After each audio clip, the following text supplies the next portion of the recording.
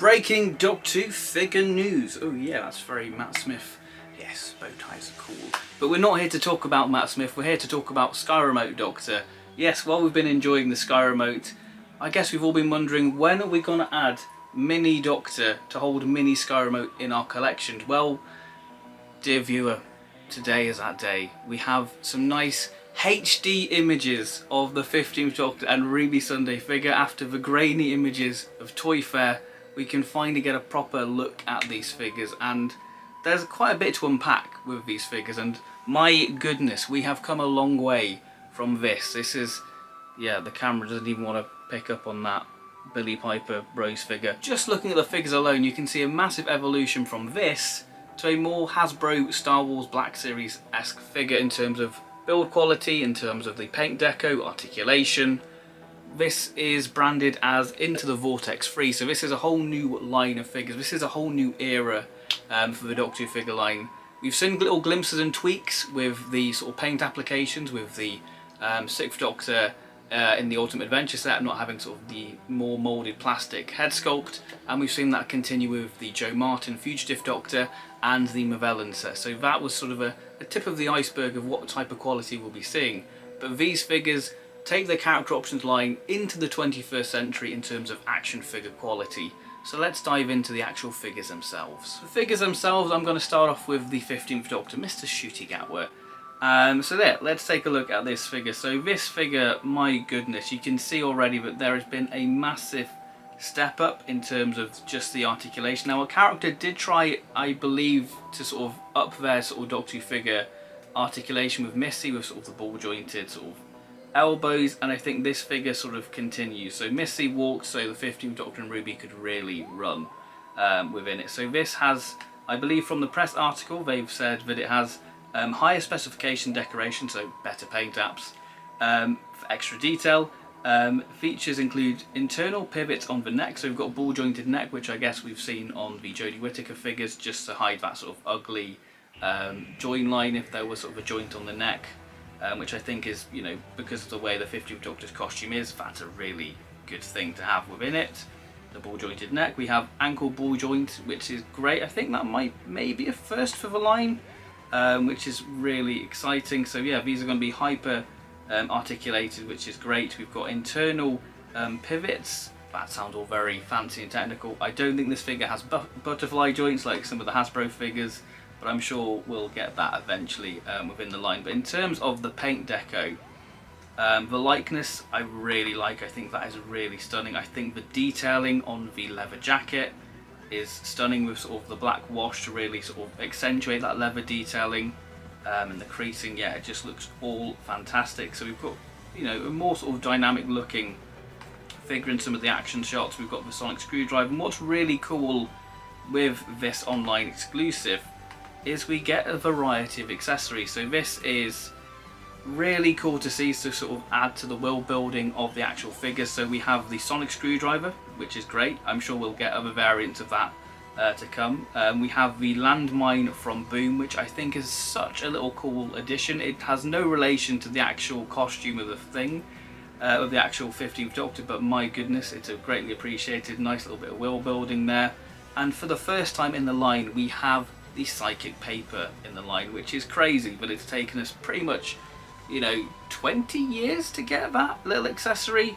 So that's a pretty big deal. So I think that's a really nice thing to see, not only character up the paint apps and the detail and the articulation, but to give us more accessories, because I know that this is priced at £40, but we'll talk about the price at the end, because I think there's a lot to say about this, and I think Doctor Who fans don't really know the action figure market because they're just so used to B&M sets, but that's going into different territory for the end of the video.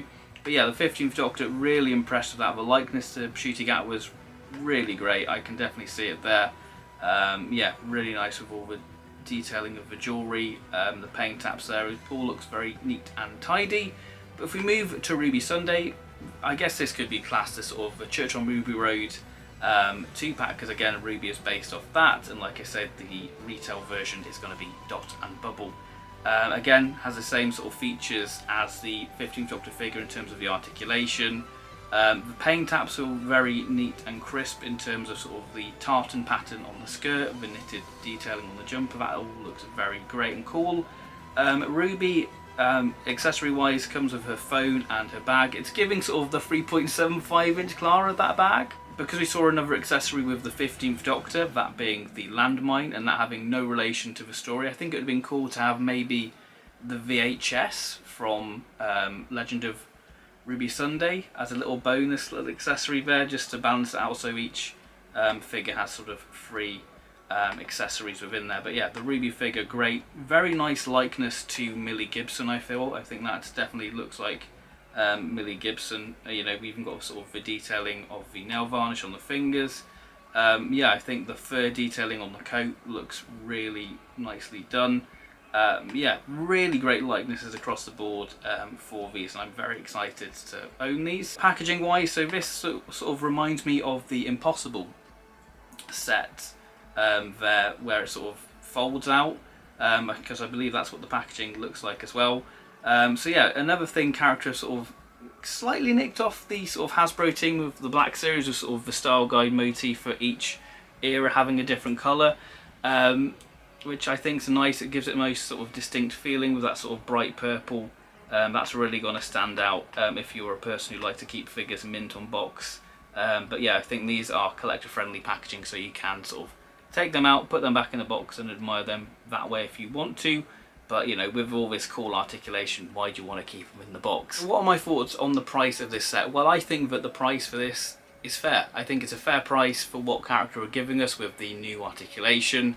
And I think this is a thing, what's really important with these figures is to show up, to show that, hey, we want more of these because we've seen the Wrath Warrior. We don't know if that's going to happen. I really want a Wrath Warrior, and beep the meep. Come on, character, beep the meep. So I think it's important to show up for these releases, to show that there's interest. Characters' work isn't for nothing, but we do appreciate it, because this is a massive change in the line, and it's a change I am here for. I think the extra accessories are a really nice addition. I think in terms of the price, like I say, you're paying, you know, £25 for a Star Wars Black Series figure, which comes with a few accessories, has the same sort of articulation style, you know, and sort of great detailing. So I think that's sort of a common thing across the board with sort of action figures in general, that the price has gone up for these, because I think the market has changed for these figures, and I think that, you know, £20 for a figure with a few bonus accessories, new improved articulation, I think that it all works out fine for me, and I'm happy to pay for it, because, you know, we want to see the line continue. And I think there was a lot of doubt with people going, maybe characters shouldn't have the license because they're just not upping the game and not of the quality what other manufacturers are sort of providing. But I think that this shows that characters are very much in the game within this, and I think, you know, Doctor Who fans have got so used to paying B&M prices, which are, you know, repaints and, you know, maybe the odd tweak here and there. But this is, you know, completely brand new sculpting, head to toe, new figures, and I am very excited for these. So you can pre-order these on the 17th of October, I believe around 10 AM.